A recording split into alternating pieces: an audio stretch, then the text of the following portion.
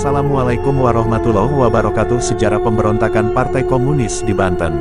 Seperti apakah kisahnya? Tonton sampai habis biar menambah pengetahuan kita dalam sejarah PKI. Persinggungan antara agama Islam dan ideologi komunisme adalah bagian sejarah bangsa Indonesia.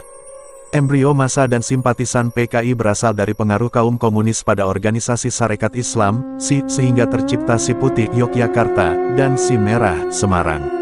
Peristiwa tahun 50-60-an melibatkan masa kedua golongan tersebut, di mana keduanya menjadi pelaku dan korban kejahatan kemanusiaan.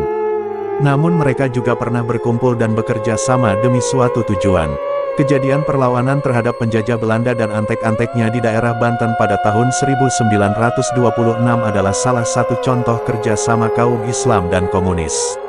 Antara tanggal 12 sampai 15 November 1926 daerah Labuan, Caringin dan Menes di wilayah Pandeglang, Banten menjadi tempat pertempuran antara massa petani, di bawah pimpinan ulama lokal dan simpatisan PKI, dengan tentara Belanda. Pada akhir perlawanan 99 orang dibuang ke Bovendigul, 9 orang dihukum penjara seumur hidup, 4 orang dihukum mati dan puluhan korban petani dan tentara Belanda.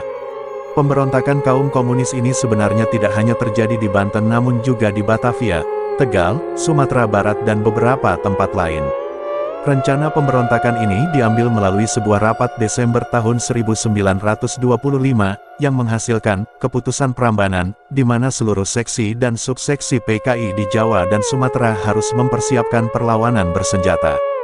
Hal ini diambil karena perlawanan PKI melalui pemogokan serikat-serikat buruh tidak berhasil menggoyahkan pemerintah Belanda dan banyak pemimpin tertinggi PKI yang diasingkan atau terpaksa keluar negeri. Tan Malaka, Semaun.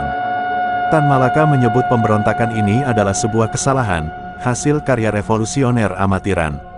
PKI masuk ke daerah Banten pada tahun 1923, dimulai dengan membuat Sarekat Rakyat di bawah pimpinan Usadiningrat, namun gagal.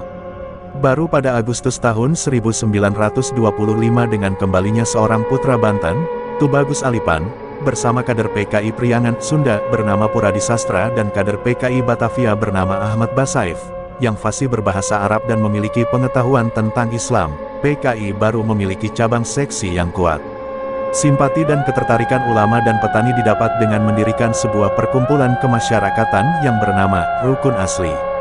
Perlahan dengan bantuan Ahmad Basaif dan Hasan, PKI Sumatera Barat, yang memiliki pengetahuan tentang Islam, para ulama ditarik ke dalam PKI yang sangat revolusioner dan tidak kenal kompromi.